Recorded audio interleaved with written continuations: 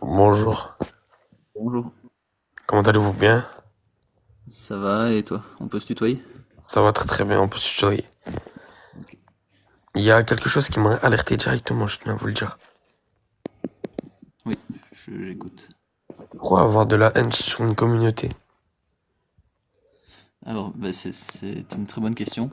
Parce qu'en fait, quelque chose qui est important de préciser, c'est que c'est pas de la haine sur une communauté, c'est une critique des textes et d'un livre et de textes, mais pas des gens.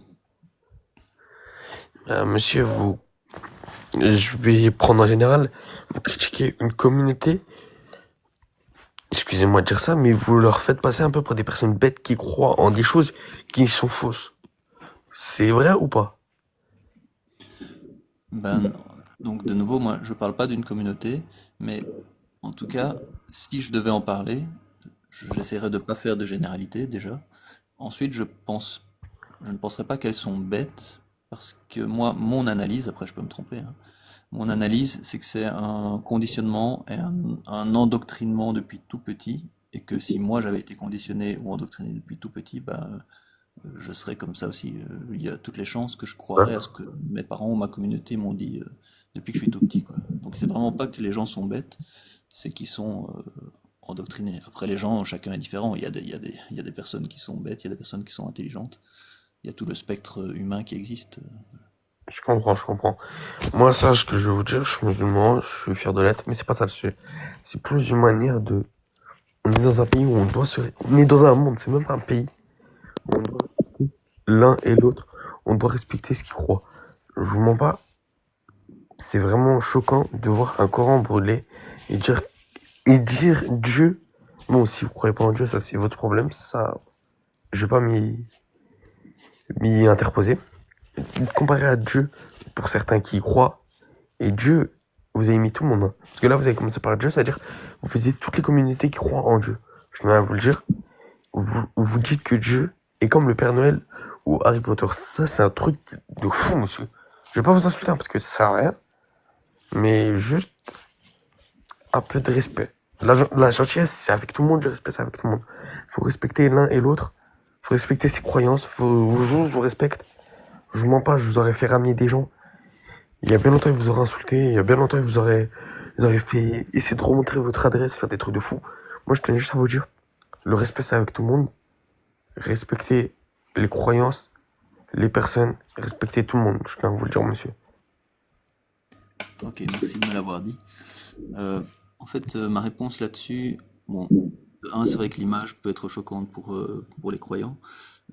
C'est fait exprès quelque part pour attirer l'œil et le monde et faire réagir et venir monter en live, ça c'est une chose. Deuxièmement, le but, c'est aussi de désacraliser et désensibiliser quelque part certains croyants qui sont très très impliqués par rapport à leurs croyances et leur permettre de prendre du recul par rapport à une critique qu'on peut faire sur une croyance et pas sur des individus justement. C'est de nouveau, c'est bien cette différence à faire entre la personne et la croyance de la personne. Et donc, c'est offrir une critique du dogme et de la croyance aux musulmans qui n'ont pas beaucoup l'habitude encore de ça, contrairement aux chrétiens par exemple, qui ont déjà eu beaucoup plus l'habitude que leur dogme, que leur croyance soit critiquée. Donc c'est dans ce sens-là et pour informer sur les textes problématiques. Et le fait de comparer, de dire que Allah n'existe pas plus que le Père Noël, bah c'est juste sur l'existence hein, que je compare. D'accord. Je préfère vous dire, pour vous, c'est quoi un musulman qui est à fond dans la religion, comme vous dites? Parce que là, vraiment, c'est absurde ce que vous dites. Ben, j'essaie de pas parler des gens, donc moi je sais pas ce que c'est un musulman qui est à fond dans la religion. Je dirais que un Bah alors, musulman faut pas dire des choses, qui est monsieur, quand à on n'est pas calé sur le fond, sujet. je dirais que à fond, ça veut dire 100%, c'est ça? Ça veut dire qu'il respecte à 100% tous les textes Bah, c'est un musulman lambda, excusez-moi de dire ça, c'est un musulman qui va à la mosquée, même pas qui va à la mosquée, mais qui prie, qui croit en Dieu, qui essaie de faire des choses bien. Et le musulman, c'est pas que des gens mal. Ça, je préfère vous le dire. Je préfère vous le dire, même si vous y pensez peut-être pas. Mais le musulman, c'est pas des gens mal. Et monsieur, je vais commencer à partir. Je tenais juste à vous dire, respectez toutes les religions, parlez bien des gens, et sachez que vous êtes tombé sur une bonne personne. Parce qu'il y en a bien, ils auraient remonté votre adresse. Et bien longtemps, il y aurait des équipes devant chez vous, monsieur.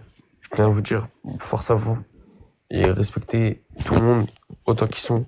Respectez les croyances, les dieux, tout le monde. Au revoir, monsieur. J'attends pas de réponse de votre part. Ok, merci, au revoir donc. Donc bah, je vais répondre même si vous descendez évidemment, mais donc voilà, je redis, je pense que les musulmans comme les chrétiens, comme les athées, comme toutes les religions, les juifs, n'importe, sont des personnes bien. Donc ça, j'ai pas de souci avec ça. Donc je redis, moi je critique les textes et les croyances, pas les personnes.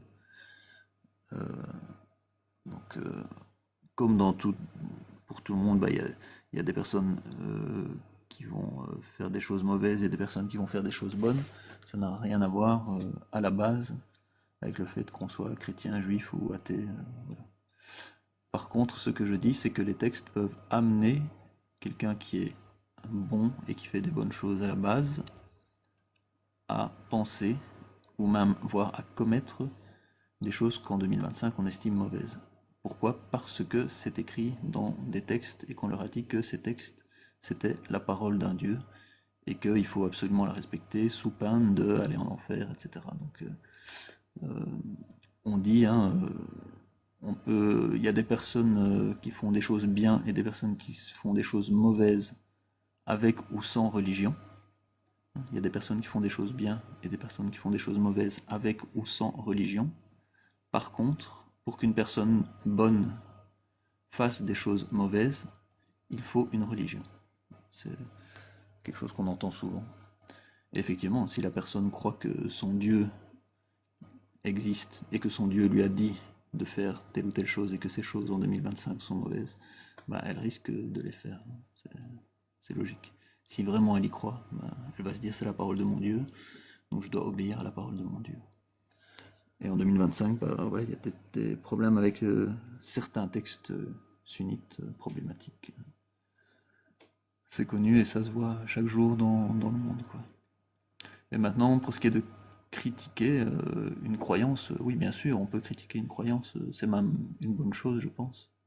Moi, si je croyais que je pouvais voler, j'aimerais bien qu'on critique ma croyance et qu'on me dise de pas sauter du haut d'un immeuble parce que je vais m'écraser en bas, même si je crois que je peux voler. Donc oui, on peut critiquer des croyances. Dans certains cas, c'est une très bonne chose. Puis bah, pour le plaisir de la discussion, sinon. Voilà, donc je sais pas si quelqu'un va encore monter. Je vois Naïm, mais je sais pas si Naïm est encore là. Bonjour, ça va, vous allez bien? Oui, ça va bien et vous? Ça va. Alors, en fait, il y a plusieurs sujets que j'aurais aimé aborder avec vous, parce qu'il y a certains éléments que vous avez énoncés qui m'ont interpellé. Oui, Déjà, le premier, c'est le fait d'avoir dit que vous avez utilisé cette illustration-là dans le but d'attirer les gens. Moi, je pense oui, pas que ce soit votre but premier. Je pense que votre but, ça a été plutôt d'attirer. En fait, c'est surtout dans un but de piquer les gens. Parce que si c'était uniquement dans le but d'attirer les gens, vous auriez uniquement exposé un Coran en posant une question simple et sans tourner en raillerie vos phrases. Parce que là, en disant, voilà, Allah n'existe pas plus que le Père Noël ou Harry Potter, vous savez très bien que ça va susciter l'énervement chez les croyants. On est bien d'accord. en tout cas une réflexion, hein, j'espère. Une réflexion, certes, mais si le but unique était une réflexion, vous n'auriez pas tourné cette phrase-là en raillerie et vous auriez proposé une phrase qui serait bien plus sérieuse. Oui, ici c'est ça que j'expliquais, c'est du marketing, c'est pour attirer le chaland. D'accord. Ensuite, j'aurais une seconde question. Pourquoi le Coran et pas un autre livre sacré? Pour moi, Oui. Pourquoi le Coran et pas un autre livre? c'est pas un livre sacré. Oui. Ben, Non, moi, ce que je vais vous dire, c'est, par exemple, pour prendre un exemple, pourquoi le Coran et pas une Torah ou une Bible? ah, ok, ok, ok. Oui, parce que c'est vrai que pour moi, la Bible ou la Torah ou le Coran, c'est la même chose. C'est parce que en Mhm. 2025, pour moi, mon analyse de la situation, c'est que ce sont les textes sunnites qui posent problème en Europe au quotidien, dans les sociétés, le plus problème, Mhm. plus que les textes chrétiens ou les textes juifs. En Et ce- 2025, hein, je parle, avant c'était Oui, bien sûr. chrétien, Vous, bien sûr. vous aurez des exemples de textes que vous trouvez problématiques? Dans l'islam sunnite, bah, c'est tous les textes sur l'esclavage, le rôle de la femme qui est pas qui est pas l'égal de l'homme, Mhm. le mariage des enfants, évidemment, c'est le grand classique. Ok, La peine des apostats. En fait, d'accord. je fais ce live ici inspiré par les lives de Jack Le Fou, Alibaba, le Cassius Lady, tout ça, hein. Donc mes connaissances Mhm. viennent de là. Et j'apporte comme je le peux, moins bien qu'eux, je pense, mais ma pierre à l'édifice. Ok. Donc, pour prendre les éléments que vous avez cités, est-ce qu'on peut les reprendre un par un? Ça vous dérange pas? Oui, bien sûr, je Donc, préfère un par un, comme ça c'est il n'y a plus pas de simple. souci. Donc, pour déjà reprendre le premier point que vous avez cité, c'était l'esclavage. Est-ce que vous connaissez les conditions d'esclavage en islam? Hmm, Je, j'en connais un petit peu, mais mon point principal, ça va être directement d'aller au fait qu'il y a de l'esclavage avec ou sans condition. Ce qu'il faut, en fait, de faire le contraste entre une société qui se baserait sur des textes sunnites qui diraient que sous certaines conditions très précises, l'esclavage est autorisé, et Mhm. une autre société, en contraste, avec une visée démocratique et humaniste, qui dirait en aucun cas, sous aucune condition, il y a esclavage. Et laquelle des deux sociétés est la meilleure? D'accord. Donc, du coup, pour vous répondre à cela, je tenais à vous informer que l'esclavage, selon l'islam, est une position bien supérieure à un 35 heures en CDI en Europe au jour d'aujourd'hui. Pourquoi? Parce un esclave, pardon, en islam a énormément de droits. Un esclave a le droit à la propriété. Un esclave doit être traité comme un égal, un membre de la famille. Donc il doit être logé, nourri, blanchi. Il doit être accepté comme quelqu'un de la famille et il doit travailler contre du coup ces services-là. Et en plus de ça, il peut bénéficier comment dire, d'une récompense pécuniaire ou non, selon la personne qui est propriétaire de cet esclave-là. Donc ça veut dire que déjà maltraiter un esclave, c'est interdit. En plus de ça, il doit être pardon, traité comme un membre de la famille, donc avec énormément de respect, et il est récompensé pour cela.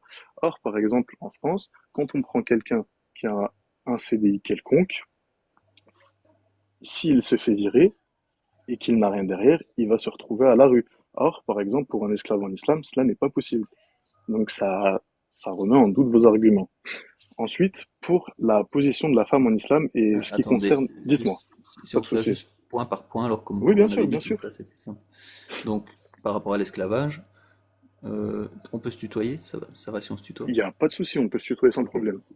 Donc, toi en 2025, si j'ai compris ce que tu dis, sinon tu me corriges, Mhm, en 2025, tu préférerais être esclave dans les conditions de l'islam plutôt mhm. que d'avoir un 35 heures et d'être employé dans une entreprise en France.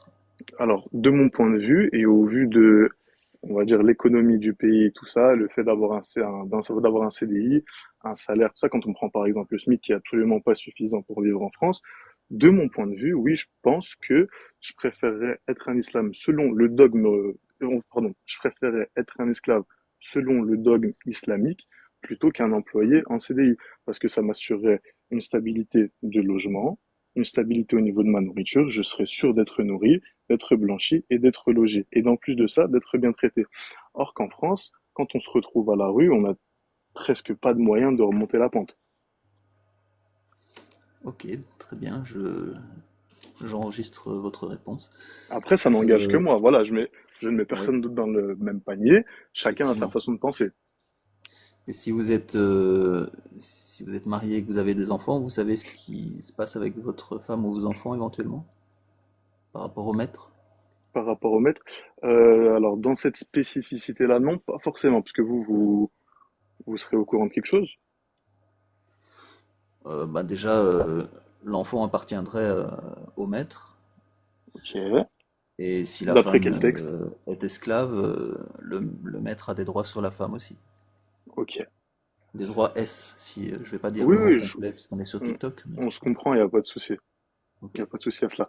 Après, il me semble qu'il y a quand même des spécificités à cela et ça doit pas être automatique, si je me trompe pas. Je préfère pas m'avancer dessus parce que, après, de ce côté-là, c'est un sujet que je maîtrise pas totalement, donc j'ai pas envie de dire de bêtises. Ouais. Bah voilà, c'est toujours bien d'aller se renseigner un peu plus. Alors, Oui, il n'y a pas de moi souci. j'ai Après, plein, voilà. à chaque fois que j'ai des, enfin, en fait, je dis à chaque fois, mais j'ai commencé aujourd'hui. Mhm. Mais on peut me donner des arguments auxquels j'ai pas de réponse, Et du coup, je Et vais me renseigner inversement, après, et aussi, bien sûr, la fois suivante, je reviens avec un peu plus de connaissances, et il n'y a, c'est ça que je trouve intéressant. il y a pas de problème. Ensuite, pour ce qui est de la femme et de l'égalité en islam, il faut savoir que l'islam n'est absolument pas une religion d'égalité. L'islam, c'est une religion d'équité. Est-ce que tu connais la différence entre les deux? Oui, Ok.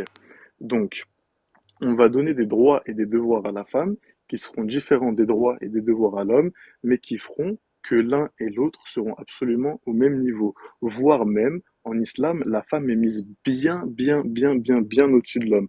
Si je peux vous citer quelques exemples, pour nous musulmans, parce que je me mets dedans, parce que je suis musulman, le paradis, il est sous les pieds de la mer.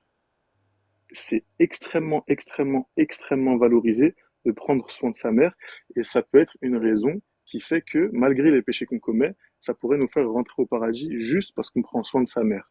Prendre soin de sa femme, c'est quelque chose d'aussi extrêmement important, et vous pourrez regarder les textes, et même regarder les hadiths, si vous savez ce que c'est.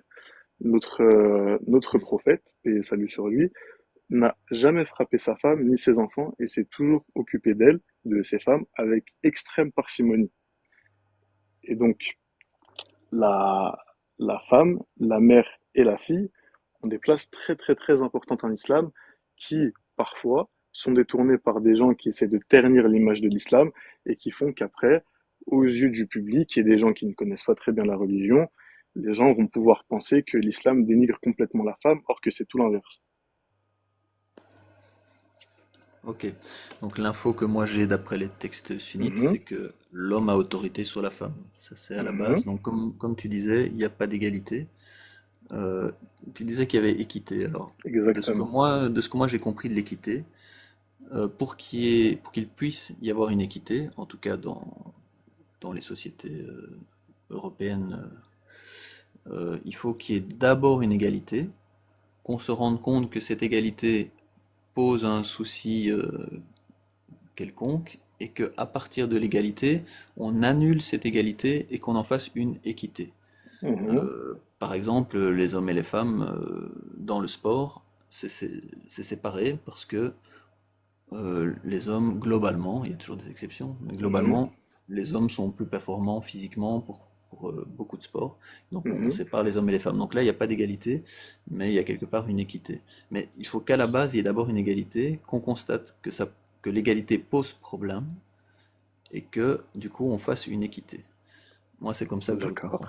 Ok. Dans l'islam, je sais que le prophète a fait mal à Aïcha, qui était son épouse par exemple, l'a repoussée et lui a fait mal. Ça, c'est dans un des textes. D'accord. Bon, mais passons là-dessus. Mais voilà, moi, il me semble que, de ce que j'ai compris de l'islam, il fait pas très bon d'être une femme si effectivement on veut les mêmes droits devant la loi que les hommes. Après, on peut accepter de ne pas avoir les mêmes droits, mais c'est un peu spécial. Ok. Donc du coup, pour vous répondre, déjà il y a quelque chose qui m'a interpellé, c'est ce que vous m'avez cité sur l'histoire du prophète et de Aïcha. En fait, ce texte-là nous dit qu'ils étaient en train de se chamailler entre eux pour rigoler et que, sans faire exprès, il l'a repoussé un peu fort et elle lui a fait mal. Il s'en est ensuite excusé et ça s'en est arrêté là. Après, voilà, comme je vous ai dit, ça par exemple, c'est un exemple concret d'un texte qui a pu être détourné pour tourner l'islam dans un mauvais sens. Ensuite, pour ce qui est de l'équité, quand on part du postulat que le Coran est une parole divine, Dieu sait déjà à l'avance, avant l'humain, où est l'égalité, où elle n'est pas. Donc c'est pour ça qu'à la base, il a mis d'abord une équité sans passer par ce statut d'égalité, parce qu'il était très bien au courant de sa création et qu'il y aurait des égalités qui ne pourraient pas être possibles entre hommes et femmes. Ok, et il n'y a pas forcément une logique ou une rationalité qu'on peut expliquer, il Mhm. faut juste Tout à croire fait. le texte. Il faut croire le texte sans forcément le comprendre. Parce qu'en fait, et c'est aussi valable pour absolument toutes les religions, ne serait-ce que le fait de croire en Dieu, ce n'est absolument pas logique. Parce que c'est quelqu'un ou quelque chose, selon les croyances, qu'on n'a jamais vu, et que certains ne verront pas, certains verront, libre à chacun de croire ce qu'il veut, mais la religion en elle-même, quelle qu'elle soit, n'est absolument pas logique. Oui, et les femmes, donc, d'après toi, devraient accepter de ne pas avoir les mêmes droits que les hommes et d'être, voilà, par exemple, pas pouvoir marier qui elles veulent ou pas pouvoir marier autant d'hommes que les hommes peuvent marier de femmes, par exemple, hein. Elles doivent accepter Mhm. des choses comme ça parce que c'est la parole de Dieu, quoi. Mais l'homme aussi doit accepter des choses que la femme n'a pas besoin d'accepter. Par exemple, un homme doit forcément s'occuper de sa femme du moment où ils sont mariés. Il doit obligatoirement la loger, la nourrir et la blanchir. Et si ce n'est pas le cas, il ne peut pas marier de femme. Ok. Et donc, moi, de nouveau, je préfère que les croyants adaptent, enfin, interprètent leur texte de la façon dont tu le fais. Mhm. Voilà, c'est vraiment très bien. C'est presque le but, je dirais. Mais ça m'interpelle toujours le fait que les croyants croient, du coup, que leurs textes, des textes comme ça viennent d'un Dieu, quoi, sont divins à la base. Mhm. Alors qu'on voit qu'il y a, voilà, il y a pas d'égalité, que tout a pu être écrit par un humain du 7e, 8e siècle. Il n'y a Mhm. rien dans tous ces textes qui n'aurait pas pu être écrit par quelqu'un du 7e siècle, et ça reflète tout à fait la mentalité de l'époque. Et du coup, bah, en 2025, il y a 1400 ans de connaissances qui se sont accumulées depuis, mais certains croyants veulent toujours rester avec cette mentalité du 7e, 8e siècle, par rapport par exemple aux relations hommes-femmes, et pour d'autres choses aussi.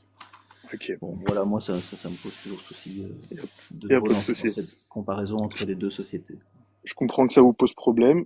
Chacun pense comme il veut, il n'y a aucun souci. Après, un point sur lequel je voulais aussi revenir, c'est qu'en parlant d'égalité, je sais pas si vous étiez au courant, mais enfin, je pense que vous êtes quand même au courant. Le droit de vote, enfin, le droit d'une femme d'avoir un compte bancaire et de posséder son propre argent en France, il est très récent. On est d'accord. Ouais, beaucoup Or, en trop récent. islam, exactement. Or, en islam, il existe depuis la création de l'islam. Ouais, Donc, je ça c'est pense vrai. l'islam était quand même bien en avance au niveau des droits de la femme par rapport aux sociétés européennes et occidentales modernes. Sur ce point-là, apparemment oui. Moi je savais pas ça, mais merci de me l'apprendre. Il n'y a pas de souci, ça avec plaisir. Ensuite, qu'est-ce que je voudrais aborder comme point? En fait, on peut continuer à se tutoyer, Oui, oui, bien sûr. il n'y a pas de souci. Donc, en gros, tu dis que l'islam est problématique, mais est-ce que tu t'es penché sur les autres textes religieux comme la Bible et la Torah pour voir si dans ces recoins-là, il n'y avait pas aussi des textes qui étaient problématiques? Alors de ce que j'ai compris, c'est pire pour certains textes, puisque c'est encore plus ancien, donc logiquement, ben, c'est encore pire. Mhm. Mais voilà, de nouveau, moi je me focalise plus. Moi je peux aussi hein, parler des textes problématiques du christianisme et du judaïsme ou de n'importe quelle autre religion. Mais en 2025, ce qui pose le plus souci au quotidien en Europe, voilà, c'est vraiment les textes de l'islam sunnite qui font qu'il y a une discrimination homme-femme, qu'il y a une discrimination LGB, Oui. voilà, ce genre de choses-là qui peut être vécu, qui a un impact concret chaque jour vraiment dans la société, plus que ce qu'a comme impact le christianisme ou le judaïsme, bien qu'ils aient aussi des impacts nocifs. On est bien d'accord. Ok, alors, il y a un point sur lequel je suis complètement d'accord avec vous, c'est que le monde occidental moderne et l'islam sont complètement incompatibles. Mais sont complètement incompatibles dans le sens où l'Occident, quand je parle de l'Occident, je parle Europe, États-Unis, etc., ils sont dans une démarche qui est progressiste. Le progressisme, après, voilà, libre à chacun de penser que c'est une bonne ou une mauvaise chose. Il y a des bons côtés, il y a des côtés qui sont un peu moins bien. Mais en fait, il y a quelque chose en islam que je pense que tu connais, ça s'appelle la hijra. Ça consiste en fait à quitter un pays dans lequel on ne peut pas pratiquer sa religion pour aller dans un pays dans lequel on peut pratiquer sa religion. Et pourquoi, surtout en France, on a un problème avec l'islam? En fait, je pense que tu es au courant, mais dans les années, il me semble, 60-70, il y avait très très peu de Maghrébins en France. Oui, moins, oui. Donc, beaucoup moins. À ce moment-là, c'est la France elle-même qui est venue chercher des Maghrébins pour venir les faire travailler dans les mines, etc., pour leur faire pratiquer des métiers qui sont extrêmement pénibles. Je prends un exemple, mon grand-père, c'est la France qui directement est venue dans son village pour venir le chercher, pour le faire travailler dans les mines de charbon dans le nord. Il a accepté, il a vu là une opportunité de s'enrichir, de mieux faire vivre sa famille. Et donc ensuite, il a décidé de s'installer là-bas. Après, il a pris, il a fondé sa famille là-bas. Il a pris la décision de rentrer au Maroc récemment, il y a un peu moins d'une dizaine d'années, mais cette vague d'émigration qui a été choisie par la France pose problème pour une partie des Français. Je mets absolument personne dans le même sac parce que, étant français moi-même de sang, je suis moitié-moitié, je suis moitié français de ma mère et marocain de mon père, il y a une partie des Français qui se plaignent de l'immigration, tout ça, et de l'islam, alors que c'est la France elle-même qui est venue chercher ces personnes-là en première, qui n'ont pas daigné vouloir aller en France sans qu'on leur demande leur... Enfin, comment comment je pourrais m'exprimer? Je suis désolé, hein, j'ai un petit peu de mal, c'est la fatigue. Non, Mais il n'y a aucun souci. ce, Moi ce que je aussi. voudrais dire, c'est que si par exemple, en prenant encore mon grand-père, hein, si la France était jamais venue chercher mon grand-père ne serait jamais allé en France. Et c'est le cas pour énormément de personnes. Il n'y aurait pas eu ce problème-là d'islam et d'immigration, parce que les gens n'auraient pas vu en la France un Eldorado. Parce que mon exemple a pu servir, mon grand-père, pardon, a pu servir d'exemple à un tel ou un tel, qui aurait pu se dire, ah bah tiens, la France, ça a l'air pas mal, moi aussi, j'ai envie d'y aller. Et c'est ce qui a fait un effet boule de neige, qui a provoqué une vague d'immigration en France. Et les Français et les gens qui ont migré en France se sont rendus compte que les cultures n'étaient pas compatibles. Or, les gens qui étaient déjà installés là-bas depuis un moment ne pouvaient pas se permettre de tout laisser pour repartir à zéro dans leur pays d'origine. Et donc c'est ça qui a commencé à créer des tensions avec des non-ententes au niveau des mœurs, des valeurs et des principes de chacun. Mais aujourd'hui, pour les personnes de ma génération, en majorité, moi, je suis dans la vingtaine. Je suis dans la vingtaine. Quand je prends mon entourage très très large, j'ai un entourage qui est principalement musulman, que ce soit maghrébin, des pays de l'Est ou même d'Asie du Sud-Est. Ces, ces personnes-là de mon âge souhaitent se rendre dans d'autres pays, musulmans ou non, mais dans lesquels on pourrait mieux vivre sa religion. Et moi, je pense que c'est une bonne chose des deux côtés. D'un côté, pour les Occidentaux qui ne veulent plus de l'islam, certes, pensez comme vous voulez, et de l'autre côté, pour les gens qui aimeraient retourner dans leur pays ou d'autres pays où ils peuvent pratiquer leur religion. Ok. Oui, donc pour ce qui est de faire venir effectivement des gens de confession musulmane en France par exemple, Mhm, soit les politiciens de l'époque n'ont pas compris ce qu'était vraiment l'islam, soit ils se sont dit bah ce sera pour plus tard, c'est pas tout de suite que le problème arrivera et on gérera le problème plus tard, en pensant que peut-être qu'ils pourraient le gérer plus facilement que ce qui arrive concrètement maintenant. mhm, Effectivement, c'est-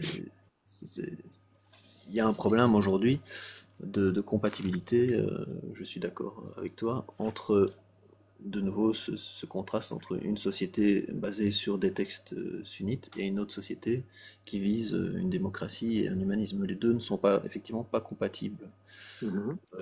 pas sans adapter ou réformer quelque part les textes sunnites, ce qui est très très difficile puisque c'est la parole d'un dieu qu'on peut pas, à laquelle on peut pas vraiment toucher, quoi. Donc c'est difficile à faire. Et en plus, seuls les croyants peuvent faire ça. C'est pas à quelqu'un qui ne croit pas en l'islam à aller dire aux croyants c'est comme ça qu'il faut faire les gars. Ça c'est, on n'a rien à voir avec ça. C'est les croyants qui doivent gérer leur croyance à eux, quoi. Oui, ça je suis complètement d'accord, mais par contre c'est exactement l'inverse qui est en train de se passer en France. Quand on essaie d'interdire telle ou telle pratique à des musulmans, leur dire ah bah non, alors voilà, on est en France, il faut faire avancer votre religion, c'est plutôt comme ci ou comme ça que vous devriez la pratiquer, c'est quelque chose qui, en tout cas pour un musulman, n'est pas acceptable. Mais aussi, il y a un point que j'aimerais bien aborder, c'est le fait que des aides soient distribuées aux personnes qui ne, comment dire, qui n'arrivent pas à se débrouiller en France mais qui, d'un autre côté, aimeraient soit retourner dans leur pays, soit vivre dans un pays musulman. Pourquoi ces personnes-là, au lieu de leur donner des aides pour s'en sortir ailleurs, on fait en sorte de les garder en France et de les aider seulement en France? Donc la question c'est pourquoi est-ce qu'on leur donne pas de l'argent pour qu'ils partent s'installer ailleurs, c'est ça? De l'argent ou des aides, quelles qu'elles soient.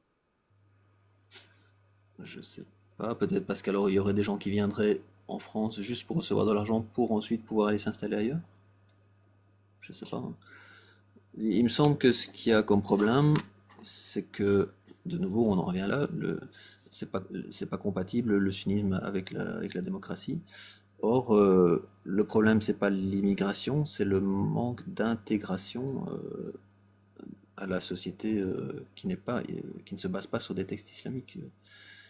Mais voilà, ne pas respecter les textes islamiques sunnites, évidemment pour les sunnites, c'est quelque chose qui est difficilement envisageable de facto. Mhm.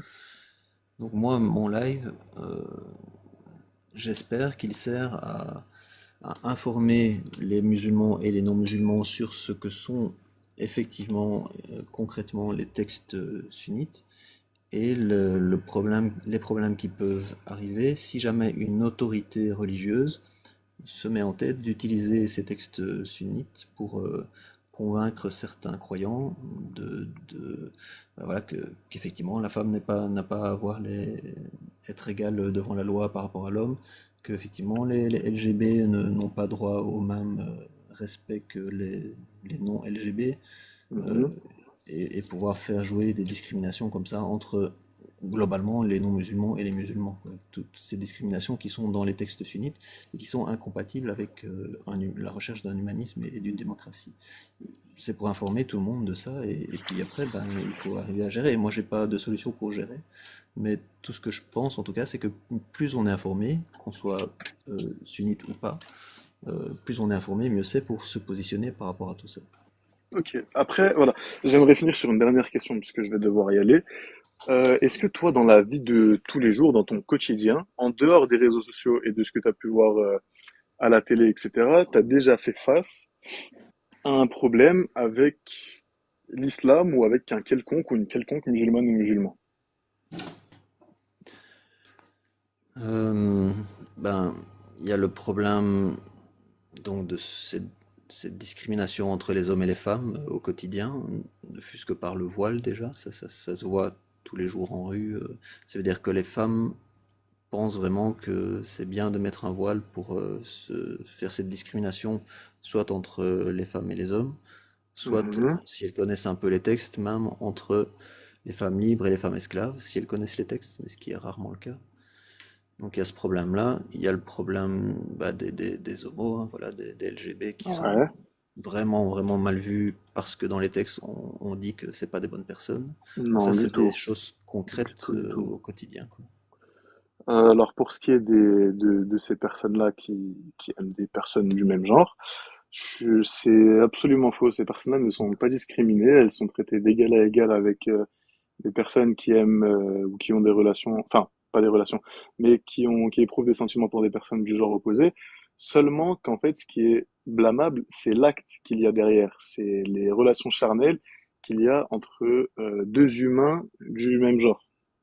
Ouais. C'est la seule chose qui est blâmée. Après, quelqu'un qui ressent ce qui est de ce bord-là, si je puis me permettre, ne sera pas blâmé parce qu'elle existe. C'est uniquement l'acte en soi qui est blâmable et il n'y a aucun texte qui dit que telle ou telle personne qui aime une personne du même genre doit être châtiée. Mais c'est voilà seulement quelqu'un qui commet l'acte et qui le faisait en public parce que en islam, un rappel à un croyant, donc le fait de dire à telle ou telle personne, voilà, ce que tu as fait, c'est pas bien, ceci, cela, ce qu'il faudrait faire, c'est ci, ça pour que ça aille mieux. Si l'acte est fait en public, il doit être réprimandé en public, et si l'acte est fait en privé, il doit être réprimandé en privé. À partir de ce moment-là, il n'y a pas de discrimination parce que ce n'est pas la personne en elle-même qui est jugée, mais c'est l'acte qu'elle a commis qui est jugé. Ensuite, pour revenir très rapidement, parce que je vais devoir y aller, je vais pas tarder. pour revenir à ce qui est pardon, du voile de la femme doit se voiler pour une raison qui est très simple. C'est que l'homme et la femme ne sont pas faits pareil. Ils n'ont pas les mêmes hormones. L'homme possède de la testostérone, la femme des oestrogènes. Ce qui fait que l'homme a des pulsions qui sont bien plus élevées que la femme et que l'homme aura bien plus tendance à essayer de regarder les courbes et les formes d'une femme et à vouloir avoir des envies envers cette femme que l'inverse. Et donc c'est pour ça que la femme doit se préserver vis-à-vis de Dieu et vis-à-vis de son mari et de son tuteur. Tuteur qui peut être son père si les parents sont mariés, et tous les hommes de sa famille. Et donc, à partir de cela, le voile, c'est une couverture et non pas une prison pour la femme, dans le sens où elle se couvre des regards qui peuvent être posés sur elle, qui, la plupart du temps, sont malveillants. Après, pour pallier à cela, l'homme, de son côté aussi, doit baisser le regard s'il voit une femme de près ou de loin pour ne pas être tenté ou ne pas avoir de regard assez perturbateur à l'égard de la femme.